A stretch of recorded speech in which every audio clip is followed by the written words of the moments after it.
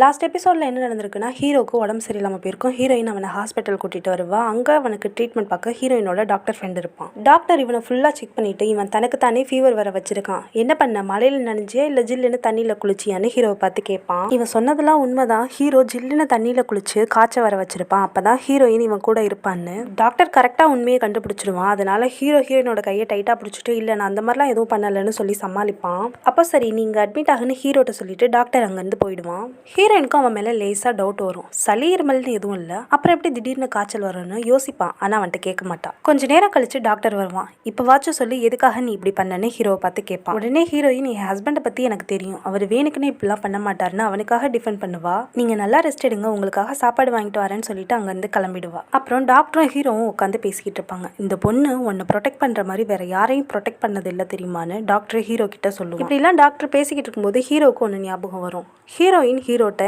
நீ என்னை உண்மையாக லவ் பண்ணுறியா இல்லையான்னு எனக்கு தெரியலன்னு சொல்லியிருப்பா. அதை பற்றி டாக்டர்கிட்ட கேட்பான். லைஃப்பில் லவ் ரொம்ப முக்கியமானு. லவ் முக்கியம் இல்லையான்னு எனக்கு தெரியாது, ஆனால் அவள் உன்கிட்ட எதிர்பார்த்தது லவ் மட்டும்தானு டாக்டர் சொல்லுவான். ஹீரோ எந்த பதிலும் சொல்லாமல் அமைதியாக இருப்பான். நீ என்ன நினைக்கிறன்றது எனக்கு புரியுது. அவள் சீக்கிரட்டாக என்னை லவ் பண்ணாலா இல்லையான்னு தானே.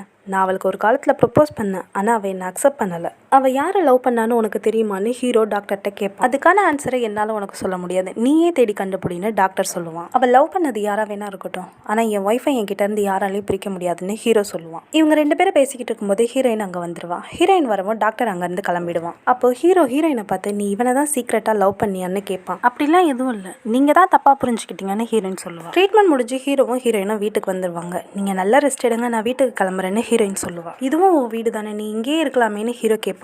நீங்கள் மறந்துட்டீங்களா, நான் உங்கள்கிட்ட டிவோர்ஸ் கேட்டிருக்கேன்னு ஹீரோயின் சொல்லுவாள். எனக்கு நல்லா தெரியும் நீ என்ன லவ் பண்ணுறேன்னு, அப்புறம் எதுக்காக என்கிட்ட டிவோர்ஸ் கேட்குறேன்னு ஹீரோவை பார்த்து கேட்பான். இதுக்கு மேலே நீ இங்கேருந்து போயே தான் தீர்வேன்னு நினச்சினா நான் இப்போவே போய் மலையில் நிற்பேன், அதுக்கப்புறம் எனக்கு உடம்பு சரியில்லாமல் போகும், உனக்கு பரவாயில்லையான்னு ஹீரோ கேட்பான். சரி நான் எங்கேயும் போல இங்கேயே இருக்கேன்னு ஹீரோயின் சொல்லுவா. அன்னைக்கு நைட் ரெண்டு பேரும் சந்தோஷமா இருப்பாங்க. அடுத்த நாள் காலையில் முதல் நாள் நைட் நடந்தது எல்லாத்தையும் நினச்சி ஃபீல் பண்ணுவா. டிவோர்ஸ் வாங்கணும்னு முடிவு பண்ணியாச்சு, அப்புறம் எதுக்காக நேற்று நைட் நான் இங்கே தங்கினேன்னு. அடுத்த சீனில் ஹீரோயின் இன்னைக்கு எப்படியாவது டிவோர்ஸ் பேப்பரில் சைன் வாங்கணும்னு அக்ரிமெண்ட் எடுத்துட்டு ஹீரோட்ட போ. அங்கே பார்த்தா ஹீரோயினுக்காக சாப்பாடுலாம் ரெடி பண்ணி வச்சிருப்பான். ஆனால் ஹீரோயின் இதில் சைன் பண்ணுங்கன்னு டிவோர்ஸ் பேப்பரை அவன் கிட்ட கொடுப்பா. இதில் நிறைய மிஸ்டேக்ஸ் இருக்கு, என்னால் சைன் பண்ண முடியாதுன்னு ஹீரோ சொல்லுவான். ஆனால் நீங்கள் இதை படிக்கவே இல்லையேன்னு ஹீரோயின் கேட்பா. உடனே ஹீரோ அந்த பேப்பர்ஸ் எல்லாம் எடுத்து படிச்சு பார்த்துட்டு இதில் ப்ராப்பர்ட்டி டிவிஷனில் நிறைய மிஸ்டேக் இருக்கு, அதனால என்னால் சைன் பண்ண முடியாதுன்னு அவள்கிட்ட சொல்லிட்டு அவளை இழுத்து அவன் மடியில் உட்கார வச்சுப்பான். அடுத்து என்ன நடக்குன்றதை நெக்ஸ்ட் பார்ட்டில் பார்ப்போம். உங்களுக்கு இந்த வீடியோ பிடிச்சிருந்தா லைக் பண்ணுங்க, கமெண்ட் பண்ணுங்க, மறக்காம சப்ஸ்கிரைப் பண்ணுங்க. தேங்க்யூ ஃபார் வாட்சிங்.